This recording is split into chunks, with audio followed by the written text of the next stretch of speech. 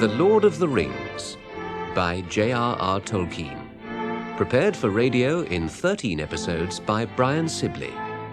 With Ian Holm, Michael Hordern, Robert Stevens, and Peter Woodthorpe. Episode 6, adapted by Brian Sibley, The Breaking of the Fellowship. The Horn of Boromir. He is in need. An ill fate is on me this day, and all that I do goes amiss. Where is Sam? Sam! Sam! Sam!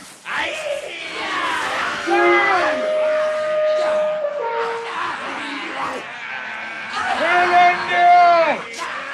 Elendil!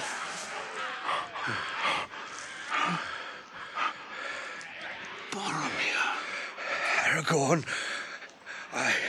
I tried to take the ring from Frodo. I am sorry. These orc arrows have paid me for my folly. Farewell, Aragorn. Go to Minas Tirith and save my people. I have failed. No.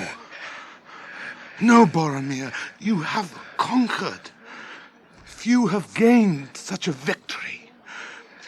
Minas Tirith shall not fall. Boromir, where are the halflings? The orcs have them. I do not think they are dead. Orcs bound them. Which way did the orcs go? Did they have Frodo and Sam as well? Boromir.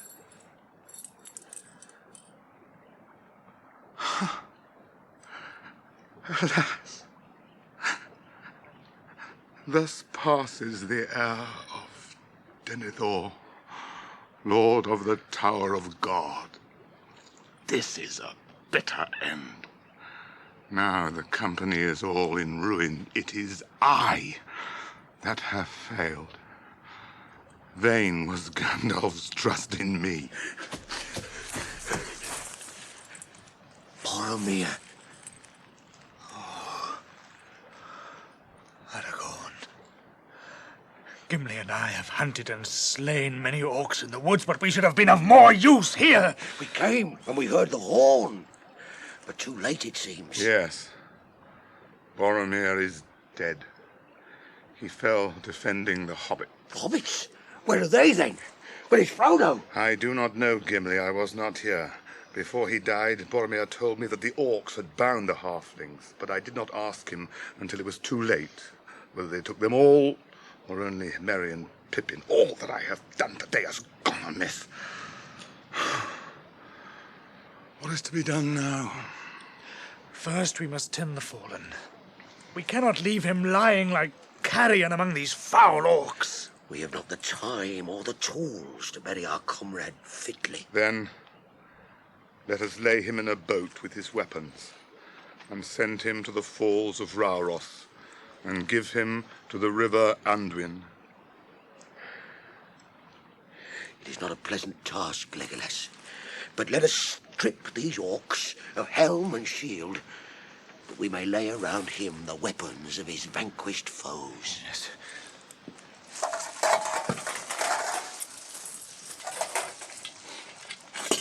These are not folk of Mordor. I have not seen shields before that bear this strange device of the white hand. The orcs of Barad-dûr use the sign of the red eye. I guess, therefore, that these orcs were in the service of Saruman. There is evil afoot in Isengard, and the west is no longer safe. We must be swift. Let us carry Boromir to the shore, and then Legolas and I will go back and fetch the boats, while you stand vigil over our companion. There's a strange tale to tell, Aragorn. Why? What has happened? There were only 2 boats upon the bank. We could find no trace of the other one. Have orcs been there? We saw no sign of them, and orcs would have taken or destroyed all the boats. Then I think only Frodo can have taken the boat, and Sam must have gone with him. But why should he leave us behind and without a word? Indeed. That was a strange deed. And a brave deed. I do not think Frodo wished to lead any friend to death with him in Mordor, but he knew that he must go himself. We have no time to ponder riddles. Let us bear Boromir away.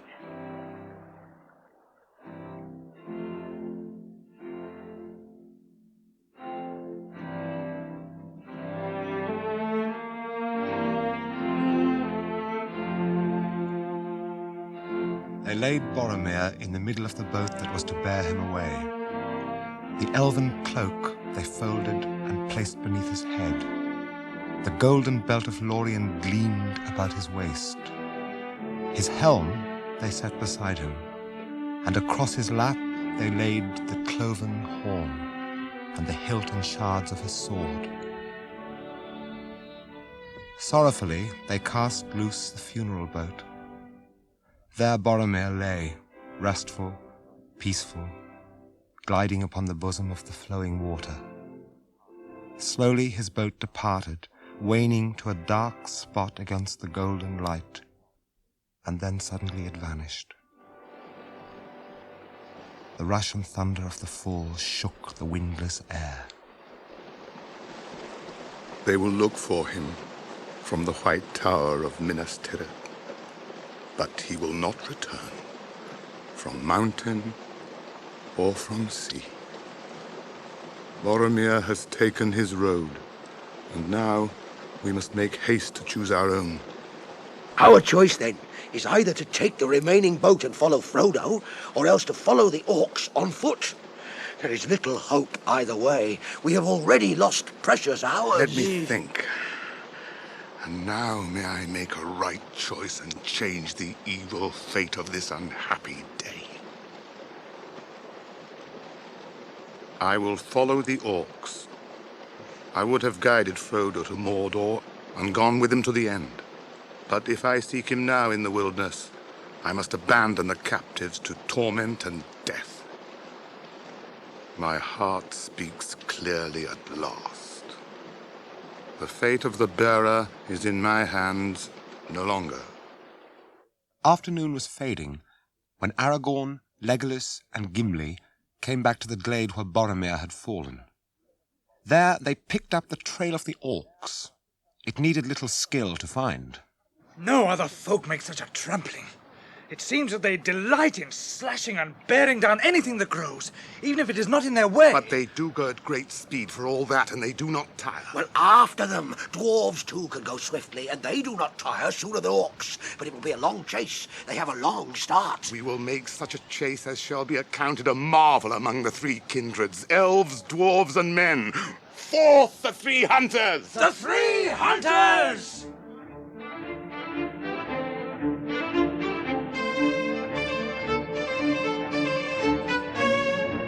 Oh, the green smell of the grasslands of Rohan. It is much better than sleep. Let us run. Light feet may run swiftly here, more swiftly maybe than the iron-shod orcs. Now we may have a chance to lessen their lead. Wait, stay. What is it? Look, there, quite plain. A hobbit's footprints. Pippin's, I think. He is smaller than Merry. And look at this. A leaf brooch from an elven cloak. Not idly do the leaves of Lorien fall. This did not drop by chance. It was cast away as a token to any that might follow. I think Pippin must have run away from that trail on purpose. Then at least he was alive, and he had the use of his wits and of his legs too. That is heartening. We do not pursue in vain. Let us hope he did not pay too dearly for his boldness. Come, let us go on. On then they ran all that day, now striding, now running, as if no weariness could quench the fire that burned them. But that night they rested. With the dawn, they set forth again. Still they drew no closer to the foe.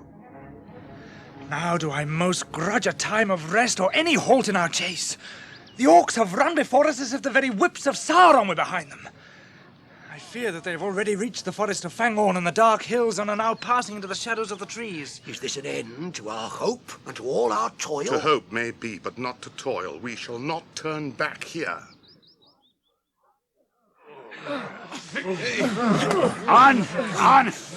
Come on, you maggots! Faster! Oh, it's all right for you, Ugluk. You're not carrying these nasty little hobbit things. They must be carried or they'll try and escape again. We don't want them losing themselves in their forest. Now, come on! What's that? What's what? Horses! Yes! Look over there to the east. Whiteskins on horses. Whiteskins? Who are they? I don't know. I don't know if they're friends or foes. Silence! Now, listen, you maggots. It seems that those cursed horseboys have got wind of us. But we are the fighters, and we'll feast on horseflesh yet. Or something better. So stand and prepare to defend yourselves and the prisoners. Why worry about the prisoners? They're a cursed nuisance anyway. Why don't we kill them now? Orders! Kill all but not the halflings. They're to be brought back alive as quickly as possible. That's my orders. Let's hope he sticks to them. Now stop arguing and get ready to fight. Look! They're not coming any nearer. They will. Right now! Put those halflings down and stand guard over them. They're not to be killed unless the filthy whiteskins break through. Understand? As long as I'm alive, I want them. Mary, but they're not to cry out, and they're not to be rescued. Bind their legs. Bind their legs? Well, bind them! Why don't those riders attack if they're going to? Why don't we charge through them? You're apes and maggots, a lot of you. No good trying to charge them. You just squeal and bolt. Enough of them then to mop up. I don't think much of this, Pippin. I suppose we ought to be glad that these beastly orcs look like being destroyed. But how will the horsemen know we're not orcs? I don't suppose they've ever heard of hobbits down here. I wonder if anyone will ever pick up my trail and find that brooch. No, I doubt it, Pippin.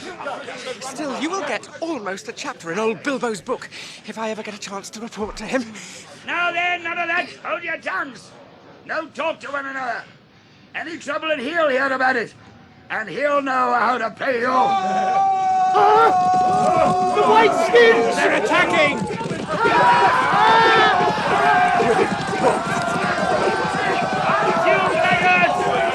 Stand and fight!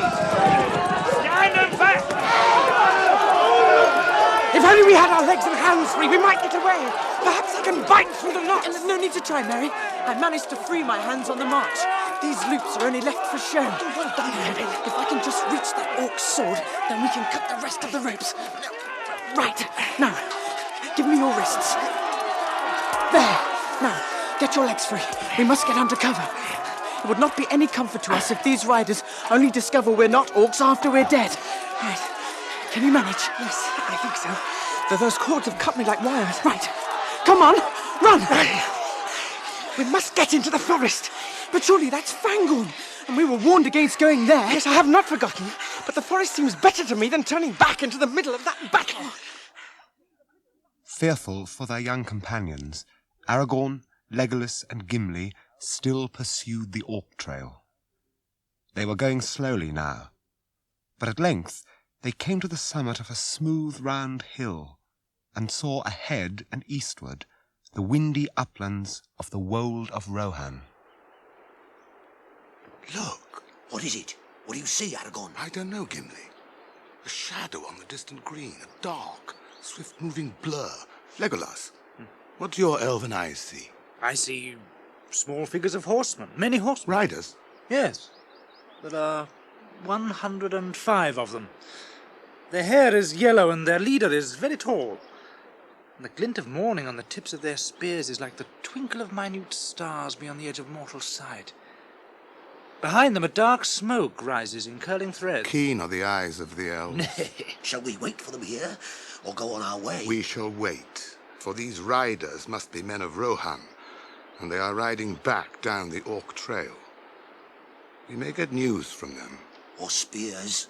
I see no hobbits with them. I did not say that we should hear good news, but evil or good, we will await it here.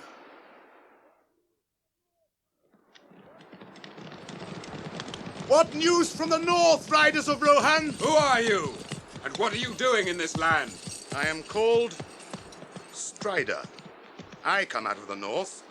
I am hunting orcs. Indeed. You know little of orcs if you go hunting them in this fashion. Are you elvish folk? No. One only of us is an elf, Legolas, from the woodland realm in distant Mirkwood. But we have passed through Lothlorien, and the gifts and favour of the lady go with us. Then there is a lady in the Golden Wood, as old tales tell. Beware, Lord. Few escape her nets, they say. Aye. And if you have her favour, then maybe you are also net weavers and sorcerers. Why do your companions not speak?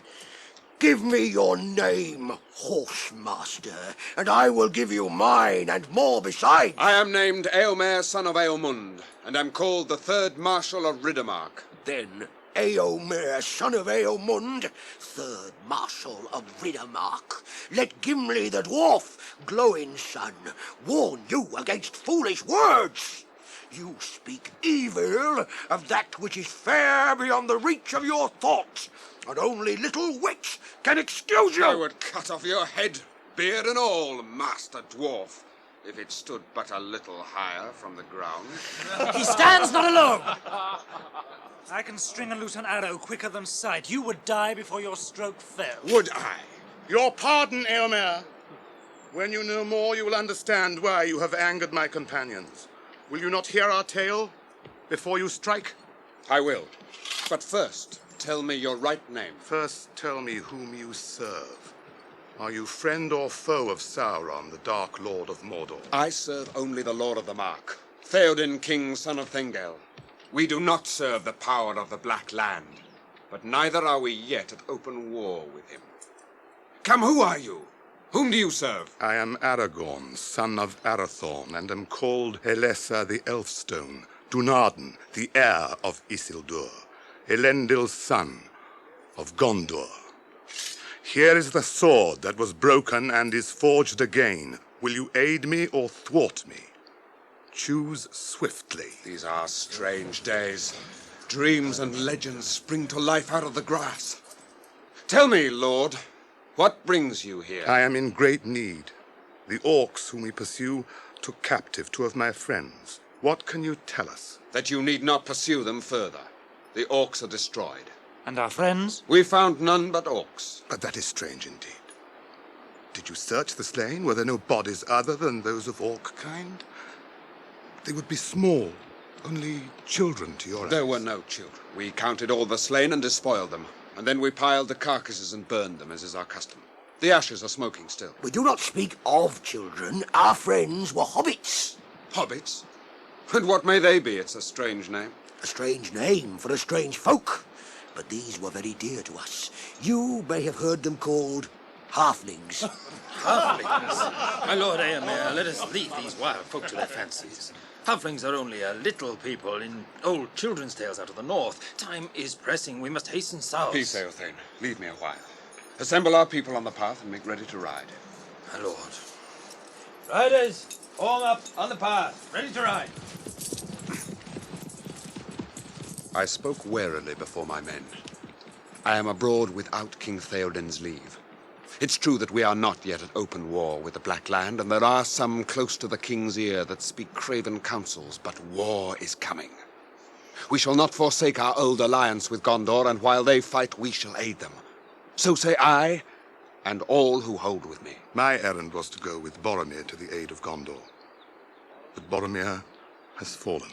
Boromir slain? Slain by the orcs of Saruman, defending the halflings we have told you Oh, of. these are heavy tidings. Boromir was a worthy man. But why journeyed Aragorn and Boromir with elf and dwarf and halfling? You have not told all.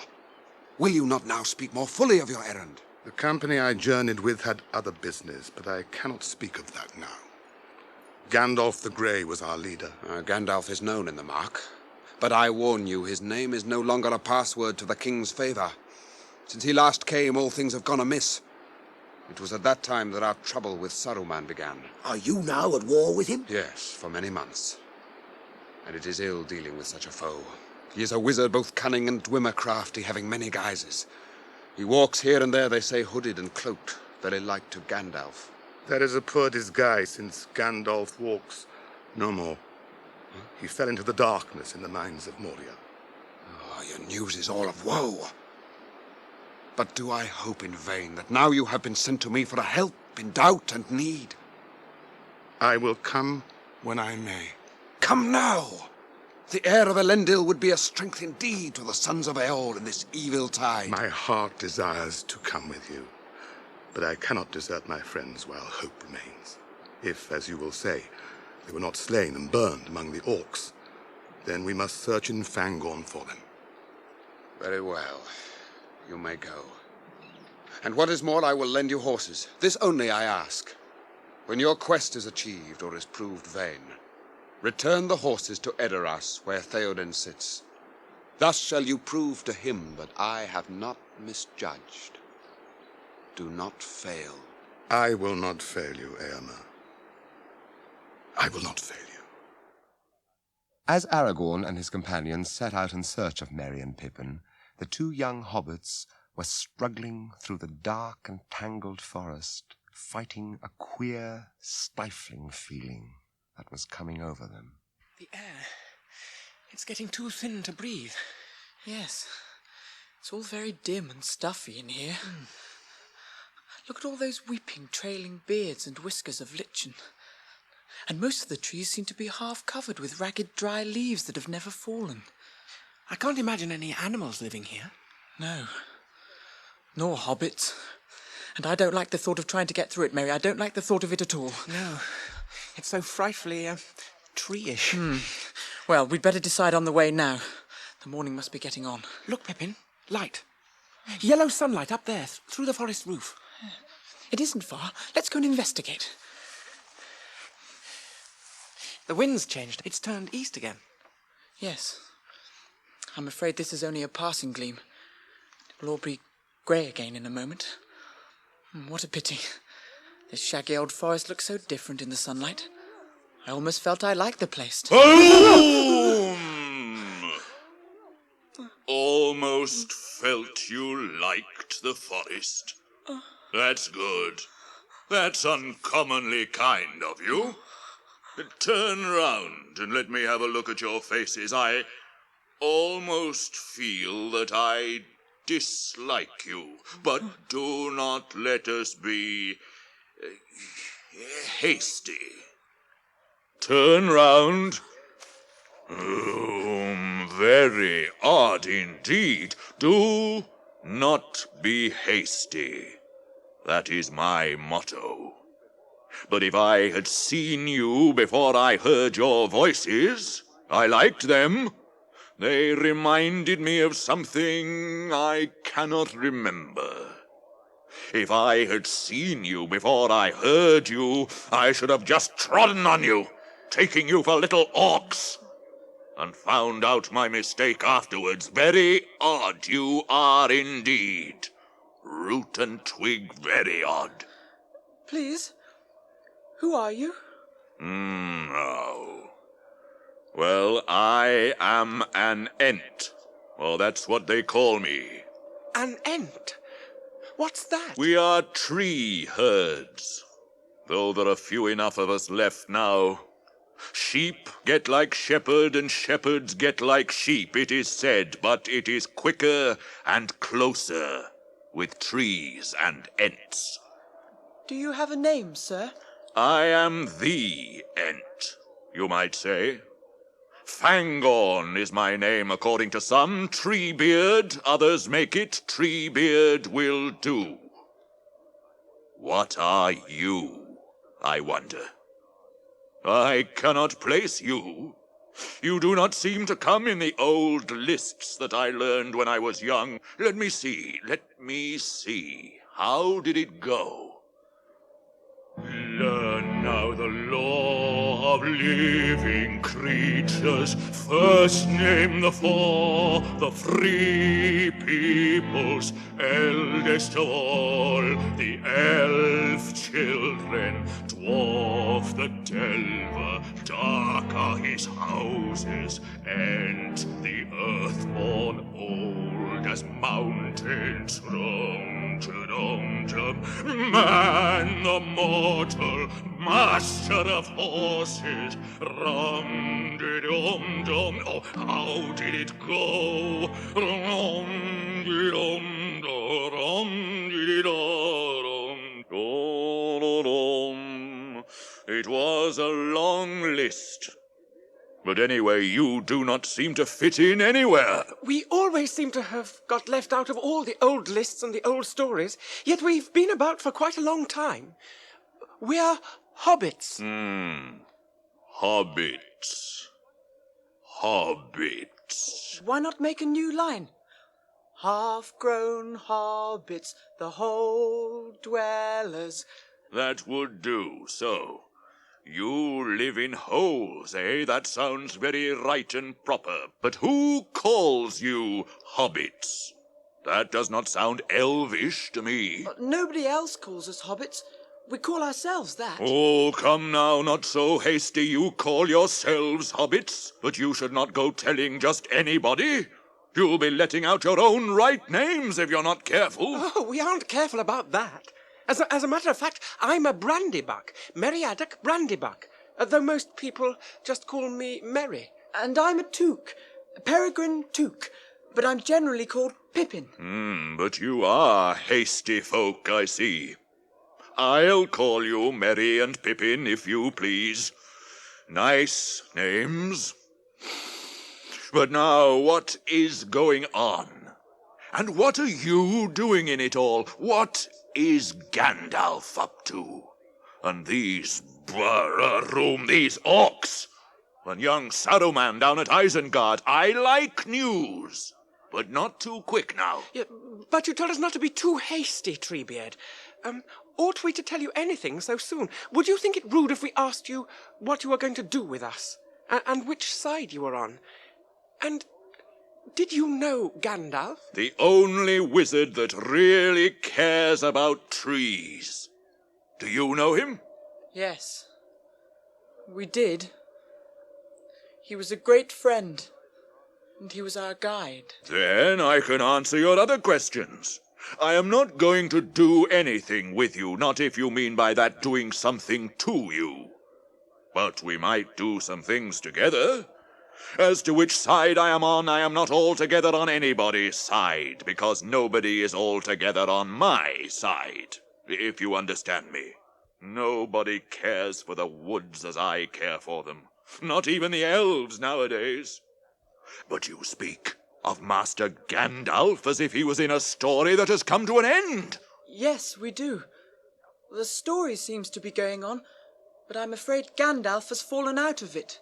Come now. Well, I do not know what to say. If you would like to hear more, we will tell you, but it will take some time. Wouldn't you like to sit down? I do not sit down. I am not very, bendable. But there the sun is going in. Let us leave this la la la la rumba comanda lindo barume.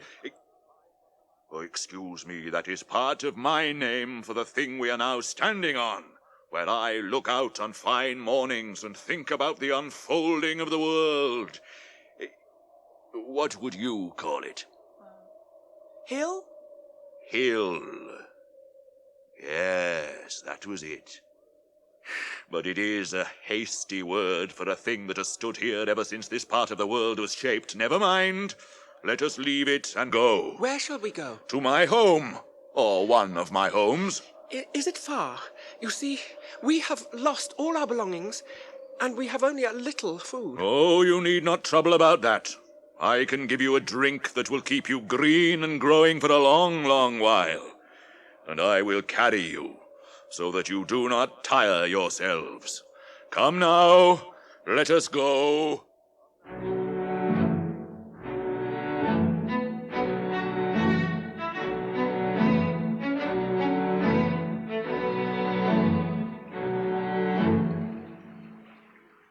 Is this place, Treebeard? This, Pippin, is an ent house near the roots of the last mountain. Part of the name of this place might be Welling Hall, if it was turned into your language. I like it. We will stay here tonight. There are no seats, I fear, but you may sit on my stone table there. You are thirsty, I expect. I will fetch you a drink. Pippin, did you see those two great trees as we came into the clearing, like living gateposts? Yes. I'm sure they lifted their branches and quivered their leaves when we approached. Drink this.